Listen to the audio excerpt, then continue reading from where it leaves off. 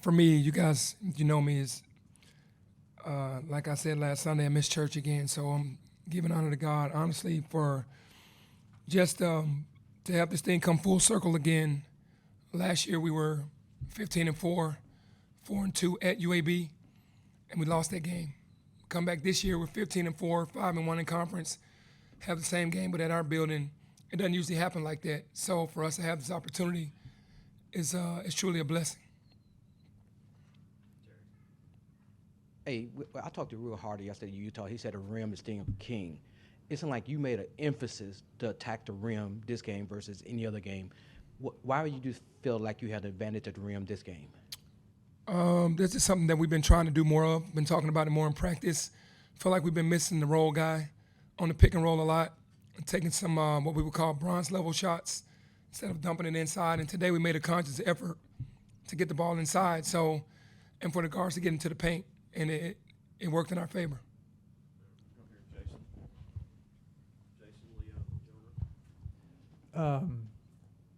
It seemed like a pretty smart move to start Dane Danger today after a long time with him not starting. So, I mean, exactly what played out there was exactly what you envisioned when you made that decision, I would assume? Yeah, for sure. It's actually, I thought about it right before Ole Miss because I felt like we were getting off the rocky starts, and I talked to Musa about it, and Musa was okay. And I just decided not to go with it.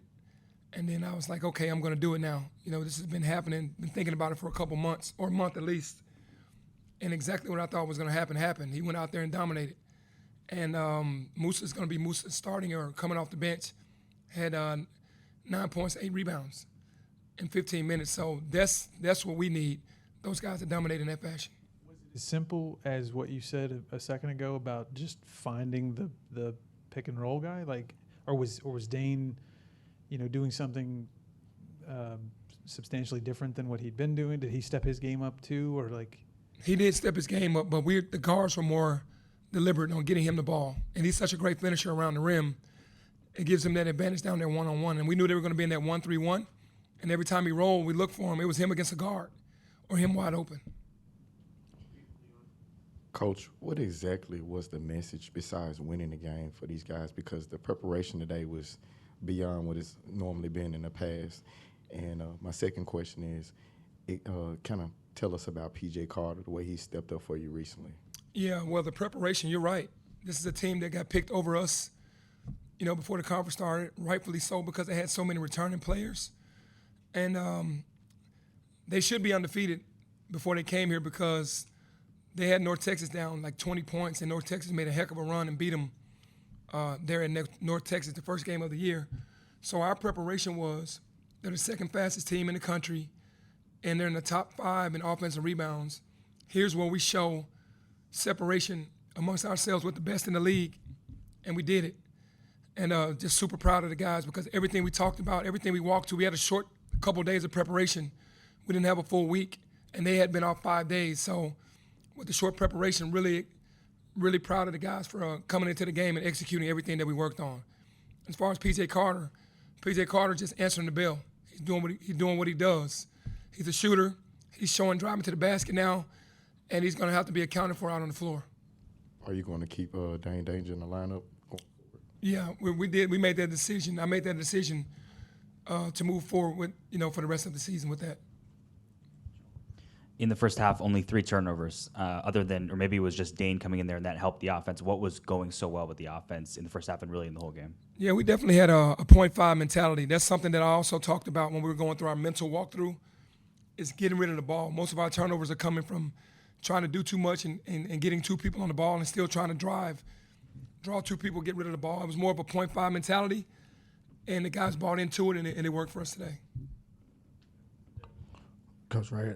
Dane in the paint looks like one of those traditional bigs with his footwork and is kind of getting around the rim with the legs on left, right hand. Yep. You've been around the game for a long time. What big in your history of the game who would you kind of compare him to? Man, this college or NBA? Yeah, man. Trying to think of the bigs because, it's been so long since I've seen a traditional big because of the way that the game goes right now that I really can't think about guys that could use both hands like that and I'm sure they'll come to me after this, but he has a skill, so highly skilled around the rim to be able to use both hands. But I'm blank right now thinking about a big that had that skill set. Penny, obviously Dane going 10 for 12 helps the percentage, but have you ever had a team shoot like that to where you shoot 70% in the second half? And what was it offensively that was allowing y'all to get those type of shots? No, I haven't had a team. We had some great shooting teams, but not overall with the bigs and the guards and the fashion in which it happened. And the reason why we were successful was because we knew exactly what would work against the zone. And we bought into sharing the basketball and not holding it too long. And that's why it all worked for us today. Penny, you talked about the extra motivation of having this team being picked before y'all, even with the transfer class that you assembled and everything you did this offseason, but you only had one scholarship returnee. How do you get that message and that motivation to be digested by the guys who weren't here last year and didn't feel that pain of what happened last season? Yeah, I think it's just a full buy-in from being together overall and all the games and the battles that we've gone through thus far. I think they're starting to understand that we want something bigger, right? So I asked them the question, how do you guys get into the mind frame that myself and Nick have from being here and understanding that we let the rope go last year and that we can't do that this year and that every game is personal when you just got here? And they all just said, hey, man, we're together, we're family, we understand. And it helps to have guys that played in the league. P.J. Carter, P.J. Haggerty, and Kobe Rogers. Extra motivation because they beat Tulsa at Tulsa last year, and they knocked Wichita State out of the conference tournament last year. So they had extra motivation.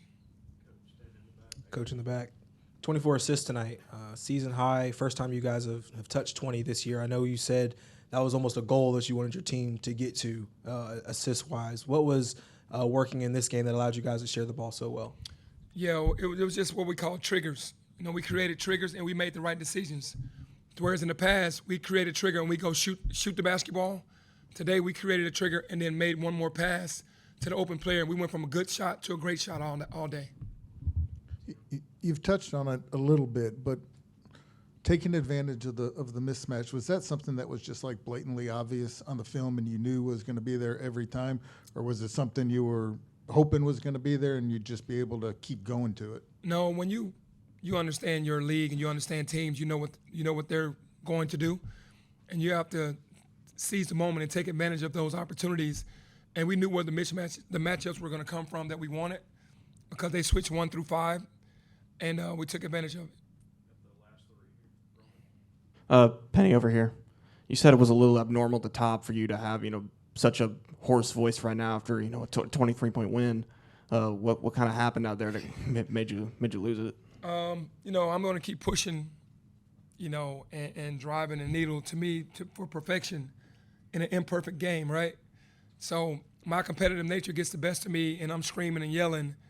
And today was one of those games where I should not have because it was going pretty smoothly, but as a point guard, I just see so many things. Maybe it's a guy open, or maybe one more play, or trying to direct the defense. So, still shouldn't be this horse after today's game. Did part of that, again going back to the motivation or whatever, was part of the chase for perfection there? Part of the motivation for UAB being picked first and what have you. You wanted to blow these guys out by as much as possible there. Well, we want to send a message to all the top teams, right? Anytime you play a top team, like I said, I respect the voters voting them, number one, because it makes sense, right? They have their full team coming back with the exception of 3 guys, and they deserve that because when you return all those starters and players and you won the AAC tournament, then you get that nod. But we have something, that we're goal-oriented and that we want, and we want to win the conference. So to win conference, you got to beat teams like UAB, and that drove us to today. Penny, 10 days ago, you guys got out-rebounded pretty badly at Temple, nearly doubled up. What was the difference today, being able to out-rebound this UAB team that is almost at Temple, even a better team? I'm sorry for interrupting. At Temple, there wasn't a want. It's almost like we felt like we were going to win the game at any moment, and it never changed, right? They got hungrier. We kept thinking, it's going to happen, and it never happened for us. It happened for them. And today's game, we knew the magnitude of what we were doing, and that's what we're trying not to do. We're not trying to pick a game where we play hard versus a team where we don't. And in today's game, UAB with everything that they bring to the table, you got to play hard or else you're going to get beaten. And we wanted to protect home court. Coach, after the Wichita State game, you said you're going to need more out of your bigs, but you also said you had the answer. And then obviously you had a great game out of both of them today. Other than just switching Musa and Dane, what was it over your short break between games that made your bigs turn up? Yeah, we have these mental practices, and I know a lot of coaches don't do that, but we'll do mental walkthroughs of the entire game in practice and personnel. And we had them super prepared for this game, and you don't have to get up for a UAB. I didn't have to get these guys up for that, so I knew they were going to be ready to play. But we had them ultra prepared because we do these mental walkthroughs. We did it on Friday, we did it on Saturday because we knew we weren't going to have a shoot around today, and they responded well to that.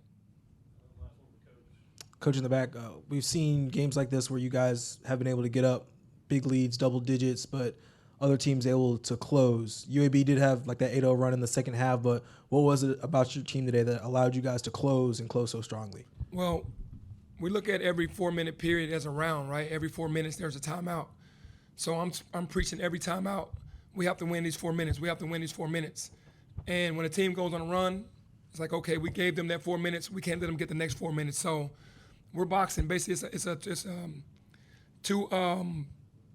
10 4-minute periods to us, not 20-minute halves, and we try to play in those increments in that fashion. And when a team makes a run, we start talking about it in a huddle, and then we make a conscious decision on what's hurting us. We try to stop that, and then what we need to do more of, and we'll try to do that.